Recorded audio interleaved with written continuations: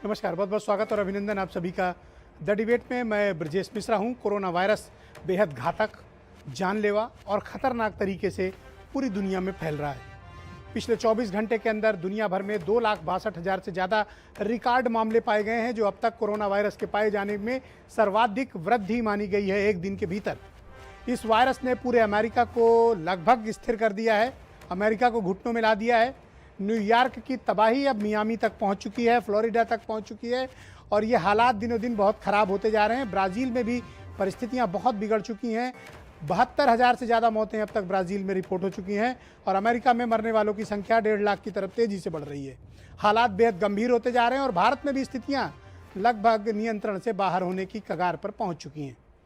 भारत में तकरीबन हम 9 लाख मामलों की तरफ तेज़ी से आगे बढ़ रहे हैं और मरने वालों की संख्या तकरीबन 23,500 के आसपास पहुंच चुकी है।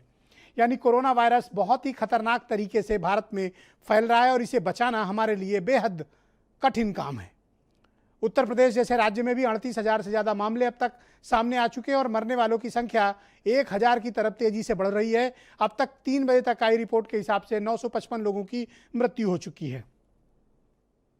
तो मेरे साथ नवीन श्रीवास्तव भारतीय जनता पार्टी से, जूही सिंह जी समाजवादी पार्टी से हैं, रोहित अग्रवाल राष्ट्रीय लोकदल से हैं, डॉक्टर रमन श्रीवास्तव जी हैं आईएमए की अध्यक्ष हैं और डॉक्टर डीके गुप्ता जी हैं फेलिक्स हॉस्पिटल नोएडा के डायरेक्टर हैं। बहुत स्वागत और बहुत बहुत धन्यवाद। बीरेन सिंह जी भी हमें ज्वाइन कर चुके हैं। मैं आप सबसे क्षमा चाहता हूं कि मैंने आवश्यकता से अधिक समय ओपनिंग में ले लिया, लेकिन मेरा मन दुखी था और मुझे लगा कि ये बातें लोगों तक बताई जानी चाहिए कि स्थितियाँ कितनी गंभीर हैं। डॉक्टर डीके गुप्ता जी, बहुत शुक्रिया आपका और मैं विशेष धन्यवाद कि कोरोना की इस मुहिम में शुरुआत से ही आप हमारे साथ जुड़े हुए हैं। जब 500 केस था बहनों भाइयों, तब हमारे साथ डॉक्टर डीके गुप्ता जी तब से जुड़े हैं और आज जब हम 10 लाख की तरफ बढ़ रहे हैं तो भी ये बैठे हैं और ये बेचारे बड़े चिंतित हैं कि आने वाले वक्त की तस्वीर क्या होगी। डॉक्टर साहब, स्थितियाँ दिनों दिन बड़ी भयावह होती जा रही हैं। सरकारें कहती हैं कि 8 लाख हो गया, 9 लाख हो गया, 10 लाख हो गया, एक आंकड़ा प्रस्तुत कर देती हैं, लेकिन मैं इन आंकड़ों में हर एक में हिंदुस्तानी देखता हूं और मैं बड़ा ही इसको लेकर परेशान हूं।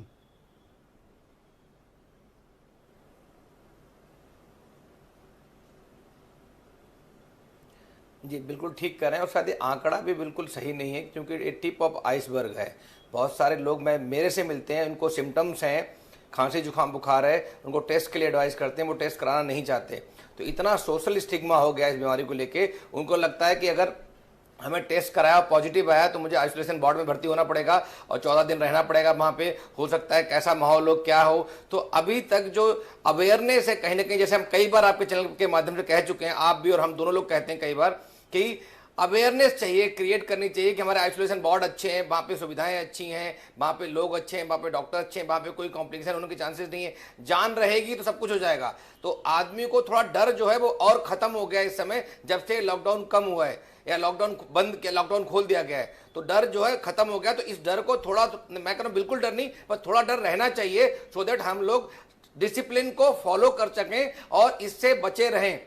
क्योंकि कुछ लोगों में ये देखा गया कि कोरोना, चाहे उनकी उम्र कम है या उनको कोई कॉम्प्लिकेशन नहीं है, कोई कोमोर्बिड कंडीशन नहीं है, उनकी भी डेथ हो जाती है। तो कोरोना किसी को देखता नहीं कि वो गरीब है, अमीर है, नेता है या जनरल पब्लिक है या कोई अभिनेता है, तो किसी को भी हो रहा है। तो इस समय इसका मतलब है कि हमें अगले 2-3 महीने बहुत सावधानी बरतनी चाहिए। और इस समय हम लोग मेजोरिटी ऑफ देश में मतलब मुख्यतः ज्यादातर देश में हम लोग पीक के आसपास हैं। तो अगले 2 महीने हम सब लोगों के लिए बड़े खतरनाक है। देखा होगा जो लेटेस्ट ट्रेंड आया है, 2 महीने के बाद शायद न्यूयॉर्क में स्थितियां नियंत्रित हो गई, लेकिन आपने देखा होगा कि फ्लोरिडा में हालात कितने खराब हो गए।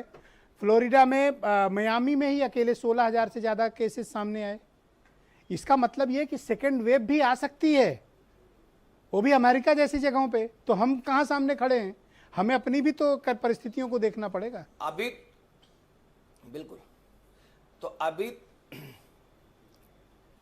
बिल्कुल अभी तो हमें फर्स्ट वेव से निपटने की जरूरत है, सबसे इंपॉर्टेंट वही है। और फर्स्ट वेव अभी लंबी चलेगी, क्योंकि मैं बता रहा हूं अभी हम लोग टायर 1 सिटीज में झेल रहे हैं, जो बड़े शहरों में झेल रहे हैं, धीरे धीरे टायर 2 सिटीज में पहुंचेगा और फिर गांव में पहुंचेगा। गांव में पहुंच गया है और वहां केसेस बढ़ेंगे, क्योंकि एक बार पहुंच गया तो इन्फेक्शन रेट बढ़ेगा। इतने आसानी से कंट्रोल करना पॉसिबल ही नहीं, दुनिया के किसी देश को पॉसिबल नहीं है। तो इसलिए हमें फर्स्ट वेव को ही बड़े अच्छे से कंट्रोल करना चाहिए अगले 2-3 महीने। उसके बाद सोचना चाहिए कि अगला क्या होगा, क्योंकि अगर हम फर्स्ट वेव में सही से कंट्रोल नहीं किया तो इससे जान माल की बहुत हानि होने वाली है।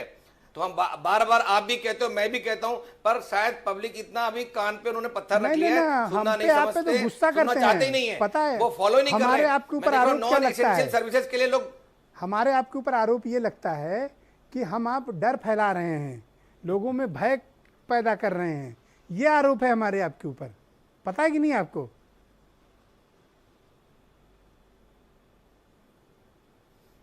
बिल्कुल सही कह रहे। शुरुआत में जब मैं डराता था तो लोग यही कहते थे कि ये डॉक्टर साहब डराने के लिए बैठे हैं कई सारे न्यूज चैनल्स पे, लेकिन अब शायद लोगों को सच्चाई पता लग गई है कि कितना इन्फेक्शन फैल चुका है। हर घर में, हर मोहल्ले में इस समय कोरोना है, हर जगह है केसेस, बिकॉज जांच नहीं हो पा रही है, लोग आगे बढ़कर जांच नहीं करा रहे हैं, इसलिए पता नहीं लग रहा है। तो इसलिए मैं कह रहा हूं ये समय बहुत क्रिटिकल समय है, बहुत क्रूशियल टाइम है। हम सबको बहुत ध्यान से अगले 2 महीने पार करने हैं।